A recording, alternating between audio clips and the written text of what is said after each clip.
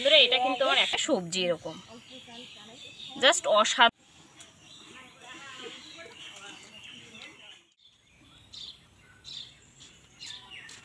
নমস্কার বন্ধুরা, রুচি পাকশালে সবাইকে আরও একবার স্বাগত জানাই। আজ আপনাদের সাথে শেয়ার করবো একদম অনুষ্ঠান বাড়ির মতো চানা মশলা আর হচ্ছে নানপুরি। একেবারেই সহজ পদ্ধতিতে তৈরি করব, খেতে ভীষণ সুন্দর হয়, ইস্ট ছাড়াই তৈরি করব, একেবারেই নরম তুলতুলে। তো চলো রেসিপিটা দেখতে থাকো, আশা করি আপনাদের ভালো লাগবে। একদম সহজ পদ্ধতিতে তৈরি করবো আর খেতে হবে কিন্তু ভীষণ সুন্দর। আর যেটা তৈরি করব চানা মশলা, সেটা কিন্তু বাটা মশলার ঝামলা ছাড়াই খুব সহজে তৈরি করবো। তো চলো পুরো ভিডিওটা দেখতে থাকো। বানানোর জন্য এই জায়গায় আছে আটা দিয়ে কিন্তু নানপুরিটা তৈরি করব। আপনারা চাইলে ময়দা দিয়েও করতে পারেন। এটা এক সাইডে রাখবো আর এই পাশে আছে টক দই। টক দইটা একটু খুব ভালো করে ফেটানো লাগবে। এটা একটু ফেটানোর পরে এই জায়গায় দিয়ে দেবো ছোটো চামচের 1 চামচ বেকিং পাউডার। যতটা বেকিং পাউডার তার অর্ধেক হচ্ছে বেকিং সোডা, যেটা খুব ভালো করে মেশানো লাগবে।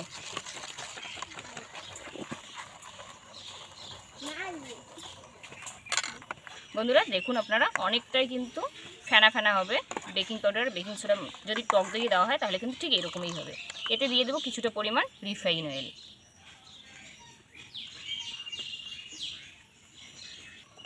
স্বাদ মতো নুন,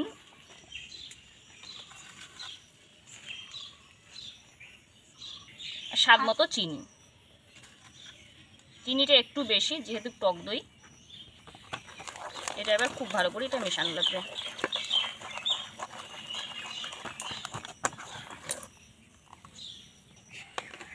এবার আটাটা যে আছে আটাটার মধ্যে এই মিশ্রণটা দিয়ে দেবো।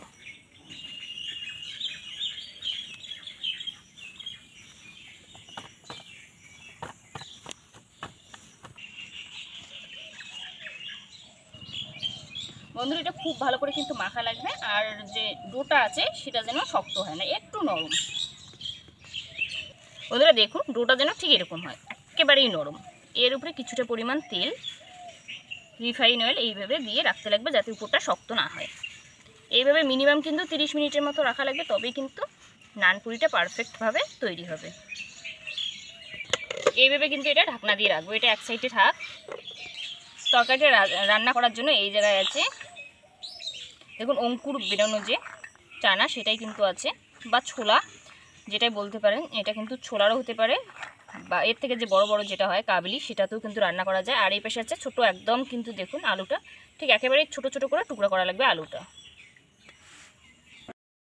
বন্ধুরা রান্না করার জন্য এবার কড়াইতে বসিয়ে দেবো। আর আজ কিন্তু এই টিনে কিন্তু রান্নাটা করব। এরকম টিনে খুব তাড়াতাড়ি রান্না হয়।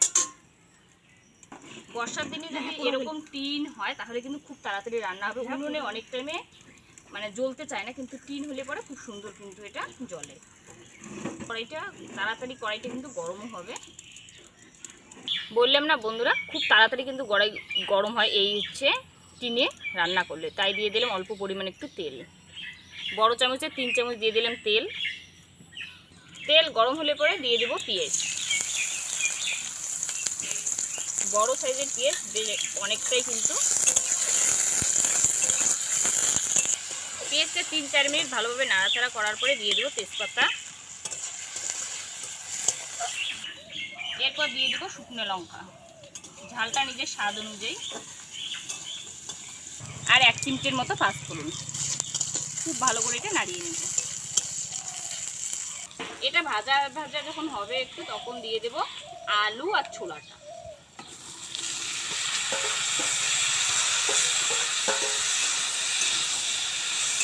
এটা খুব ভালো করে কিন্তু নাড়িয়ে নেবে।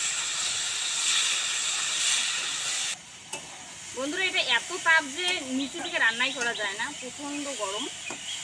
সেই জন্য কিন্তু চেয়ারে এইভাবে বসার পরে রান্নাটা করব। এই প্রথমবার কিন্তু এই টিনে রান্না করতেছি, টিনের মানে উনুনে। খুব তাড়াতাড়ি রান্না হয় এটাতে কিন্তু। এরপর দিয়ে দেবো কালারের জন্য হলুদ আর স্বাদ মতো নুন।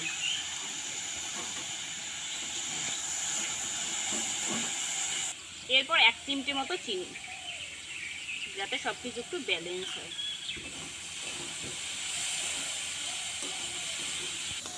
এটা খুব ভালো করে নাড়াচাড়া করার পর এই টাইমে দিয়ে দেবো আদা। এটা কিন্তু ছোট্ট একটা গ্রেটারের সাহায্যে গ্রেট করে দেবো, আপনারা চাইলে বাটাও দিতে পারেন।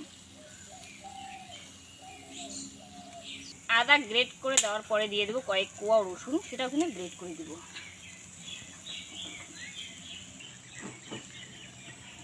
যাদের বাটা বাটির ঝামেলা ছাড়া রান্না করতে পছন্দ করেন তারা কিন্তু এইভাবে খুব সহজে তৈরি করতে পারবেন।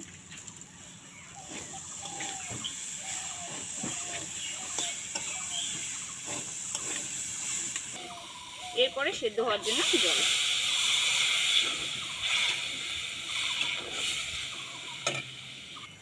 এটা জল দেওয়ার পরে এটা ঢাকনা দিয়ে রাখবো যাতে খুব ভালো সেদ্ধ হয়।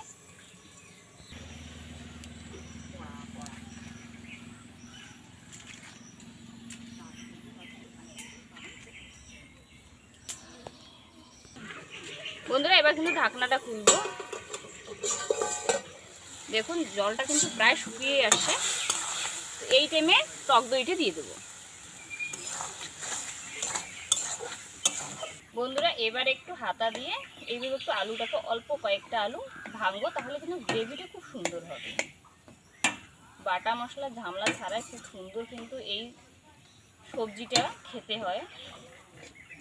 চারটে আলু খুব ভালো করে এইভাবে ভাঙলে পরে তরকারিটা খুব সুন্দর হয় গ্রেভিটা। এবার নাড়িয়ে চাড়িয়ে এটা কিন্তু নামিয়ে নেব। তার আগে একটু ধনেপাতা দিয়ে দেবো। বন্ধুরা এটা কিন্তু বিলেতি ধনেপাতা, আপনাদের কাছে যদি নর্মাল ধনেপাতা থাকে সেটাও দিতে পারেন। বন্ধুরা যেটা ধনেপাতা নিলাম সেটা কিন্তু এইভাবে কুচি করে লাস্টে একটু ছড়িয়ে দেবো। এটা কিন্তু একেবারে রেডি। এটা আবার নামিয়ে নেব।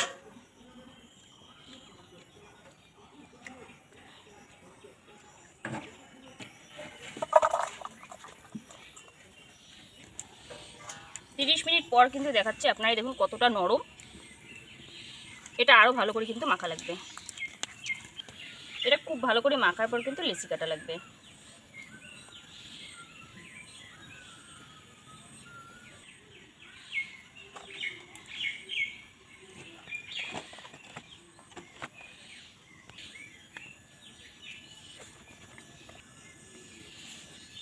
অল্প একটু আটার গুঁড়ো দিয়ে কিন্তু এটা বেলা লাগবে।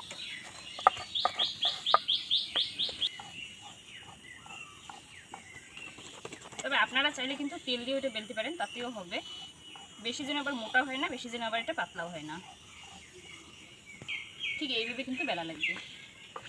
ঠিক এইভাবে যেন বেশি মোটা হয় না, আবার যেন বেশি পাতলাও হয় না। কড়াই বসানোর পরে কড়াইটা কিন্তু খুব ভালো করে গরম করা লাগবে, তারপরে কিন্তু তেল দেওয়া লাগবে।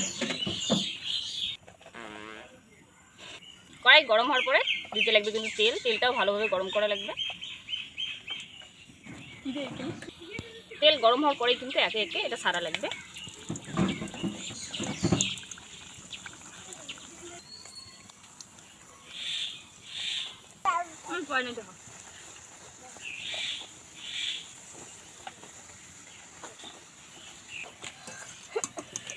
বন্ধুরা এটা কিন্তু আমার একেবারে রেডি।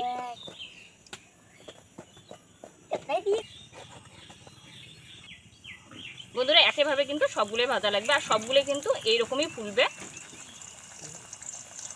একটু হালকা হালকা এইভাবে একটু প্রেস করা লাগবে।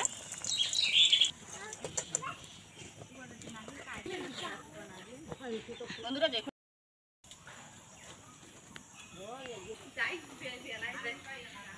বন্ধুরা সবগুলো দেখুন একেবারেই কিন্তু ফুটবলের মতো ফুলবে, ঠিক এরকমই কিন্তু হবে। আর বেশি একদম মানে তাপের ফলে দেখুন কড়াইটা একদম কিন্তু পোড়া লাগছে, দেখুন একদম লাল হয়ে গেছে। তো একটু হালকা আছে করবেন। আর টিনে যেহেতু রান্নাটা করলাম সেই জন্যই কিন্তু কড়াইটার এই অবস্থা। তো যাই হোক, পুরি যে নান পুরিটা সবগুলো কিন্তু এইভাবে ফুলবে আর একেবারেই হবে কিন্তু নরম। আপনারাই দেখুন কতটা ফোলে এটা। সবগুলো দেখুন একেবারেই ফুটবলের মতো। আর সবগুলো দেখুন একেবারে ফুটবলের মতো, আর অনেকটা কিন্তু এটা নরম তুলতুলে থাকে। দেখুন কতটা সুন্দর হয়। একদম কিন্তু অনুষ্ঠান বাড়ির মতো কলা পাতা বিছিয়ে কিন্তু এইভাবে ঠিক পরিবেশনটা করতে লাগবে। একদম ফুলকো দুখানা নান পুরি, আর তার সাথে থাকবে সবজি। এরকম জাস্ট অসাধারণ হয় এটা খেতে। বন্ধুরা এবার পরিবেশন করছি।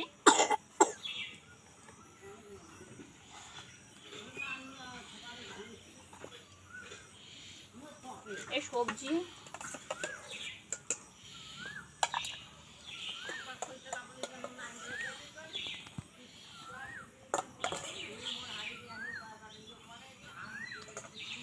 ক্যামেরাম্যানের জন্য এটা একটু সাইড করে রাখি।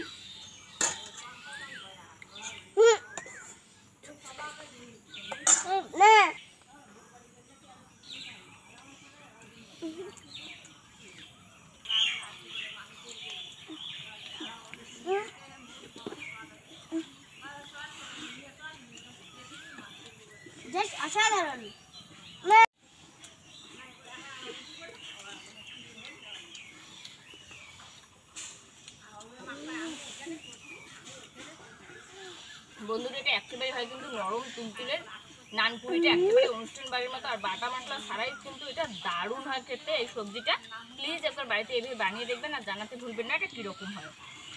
কিরে কিরকম টেস্ট? খুব টেস্ট।